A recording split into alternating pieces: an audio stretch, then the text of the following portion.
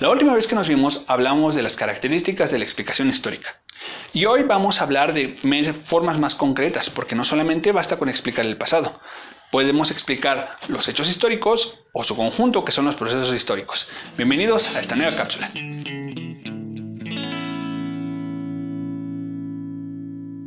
Haciendo un poco de recapitulación. Recuerda que los hechos históricos es la parte mínima de la historia, es decir, es esa parte del pasado observable. Si no recuerdas muy bien esa cápsula, te dejo aquí arriba el enlace. Ahora bien, explicar un hecho histórico debe de tener algunas características precisas. Enumerámoslas en este momento. Lo primero es que debemos de explicar en un hecho histórico su ubicación. Recuerda que su ubicación puede estar en dos dimensiones. Lo primero es espacial, que es donde pasó, y lo segundo es temporal. Eso le da certeza a la persona que le estamos explicando de qué lugar estamos hablando. El segundo elemento tiene que ver con la situación, es decir, qué es lo que estaba envuelto alrededor, cuál era el contexto de la situación, cuál era el contexto de los participantes de la misma. Varios hechos históricos se pueden parecer por el lugar y por el tiempo. Imagina, por ejemplo, cuántas batallas han existido en Inglaterra en el siglo XX, pero los participantes y el contexto que estaba alrededor es lo que le marcan una diferencia fuerte en el momento en que los explicamos. Finalmente debemos hablar de la argumentación, porque por muy bien definidos que tengamos las situaciones del contexto histórico, no sirve si no decimos para qué sirve o cuál va a ser su utilidad o qué es lo bueno que tiene o qué es lo bueno que tendrá. Argumentar por qué elegimos estudiar ese hecho histórico le da mucha dimensión a nuestro trabajo. Ahora bien, no solamente hablamos de los hechos históricos, sino del conjunto de los mismos, que son los procesos históricos. Y al explicar los procesos históricos tenemos que entrar en otra dinámica, porque tienen más elementos alrededor. Cuando hablamos de los procesos históricos, primero tenemos que hablar de su naturaleza, es decir, de dónde vienen. Y esa naturaleza está expresada en varios puntos.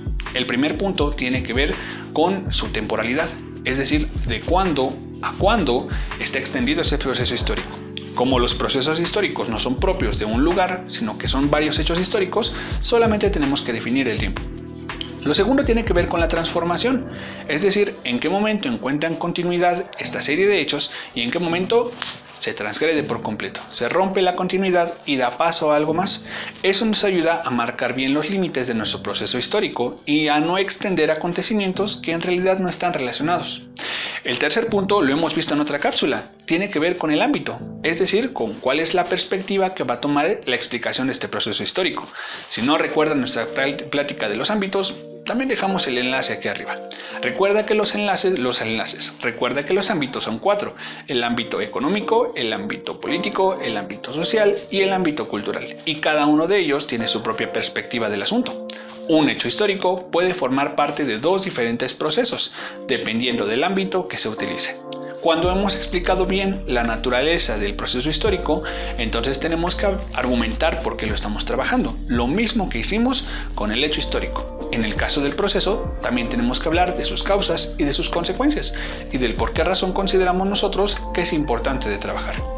Medir los límites de las causas y las consecuencias es difícil porque tiene que ver con factores externos y tenemos que ubicarnos bien en la historia o terminaremos hablando de un periodo enorme que quizás no está muy bien relacionado.